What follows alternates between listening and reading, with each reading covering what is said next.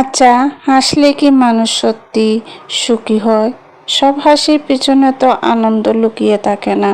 কিছু হাসি অভিমানের মুখোশ ভাঙা হৃদয়ের শব্দহীন কান্না, যেটা কি কখনো বুঝবে না। আচ্ছা, আমি যে কাজ করছি, চলছি ফিরছি, কেউ বলতে পারবে সংসার জীবনে কেন আমি সুখী না? কখনো না। সুখ জিনিসটা অদ্ভুত। আসসালামু আলাইকুম, সবাই কেমন আছেন? আলহামদুলিল্লাহ, আল্লাহর রহমতে অনেকটা ভালো আছি। আপনাদের সবার দোয়া। সিলেট থেকে আমি মিতু। আশা করছি আজকের ভিডিওটি আপনাদের অনেক ভালো লাগবে। সবাই এত এত ভালোবাসা পাচ্ছে যে আমার ভিডিও করার আগ্রহ আরো বেড়ে যাচ্ছে। সবাইকে একটা জিনিস বলবো, প্লিজ আমার ভিডিওটি দেখতে শুরু করলে অবশ্যই একটা লাইক দিয়ে শুরু করবেন। আপনার একটি লাইকে হয়তো অন্যজনে দেখার সুযোগ পাবে।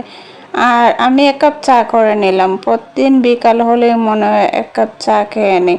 আর সকালে যেহেতু আমি দুধ চাটা খাই, বিকালে কিন্তু এখন থেকে একদম দুধ আবার চেষ্টা করি না। আদা, মেথি, জিরা সব কিছু দিয়ে আমি একটা চা বানিয়ে নিই আর এই চাটাই খেয়ে নিই। পরে আমি একটু রেস্টে গেলাম। রেস্টে যাওয়ার পরে আমার শাশুড়ি কল দিলেন, আমার বাসুরির ছেলেকে পাঠাবেন ওনাকে টাকা দেওয়ার জন্য।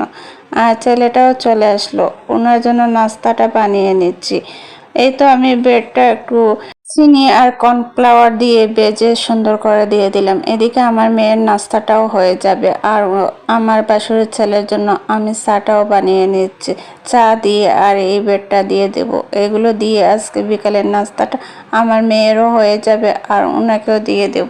আর এদিকে আমার শাশুড়ি যে আমার মেয়ের জন্য অনেকটা পাট শাক দিয়েছেন, আর পাট শাকগুলো আমি এই তো ওয়ার্ডরোবের উপরে মেলতে দিলাম, কারণ উনি ফোন দিয়ে বলেছেন যে এই শাকটা শুকিয়ে রাখার জন্য অনেকটা পানি আছে, আর আমি একটু শুকাতে দিলাম। যাক, এই তো আমি চাটা আর বিস্কুটটা দিয়ে দিলাম। এবার আমি পাট শাকটা নিয়ে আসলাম। বেশি শুকিয়ে গেলে আবার অনেকটা শুকনো হয়ে যাবে। আর অনেকগুলো পাট শাক যেহেতু আমি একটা বক্সে রেখে দিচ্ছি। আমার মেয়ের অনেকটা পছন্দের জিনিস হচ্ছে পাট শাক, তাই আমার শাশুড়ি মানে ওর দাদু ওকে দিয়ে দিয়েছেন। আর আমি বক্সে রাখার পর অল্প একটু রেখে। আমার মেয়ে তো পাট শাকটা দেখে অনেক খুশি। ওর আসলে অনেকটা পছন্দ, কিন্তু ও তেল দিয়ে খাবে না, একদম পানি দিয়ে সিদ্ধ করে তারপর ওকে দেওয়া লাগে। এই শাকটা রেখে আমি এই তো চলে আসলাম, মরিচগুলা ভেজে নিচ্ছি। মরিচগুলা ভেজে নিচ্ছি যেহেতু আমি দুপুরে এই যে করলাটা আর আলু সিদ্ধ করে নিয়েছি।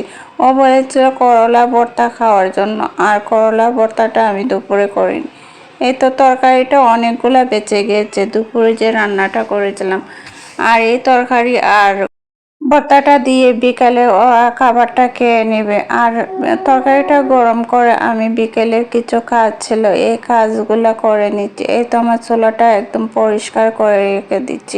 আমি প্রতিদিনই চেষ্টা করি বিকালের কিছু কাজ মানে সন্ধ্যা পরে আমি গুছিয়ে রাখতে, তাহলে সকালবেলা এসে কিচেনটা একদম পরিষ্কার পাওয়া যায়। আর আমাদের মেয়েদের একটা অভ্যাস হচ্ছে, আমাদের ঘর ছোট থাকুক বা বড় থাকুক, আমরা চাই সব সময় পরিষ্কার রাখতে। আর আমার অনেকটা ভালো লাগে পরিষ্কার একটা কিচেনে রান্না করতে। এই তো আমি সবগুলা গুছিয়ে, বাইরে প্রচুর বৃষ্টি আসছে, কাপড়গুলা নিয়ে এসেছি। দেখতে পাচ্ছেন যে কি পরিমাণে বাতাস দিচ্ছে আর বৃষ্টি হচ্ছে।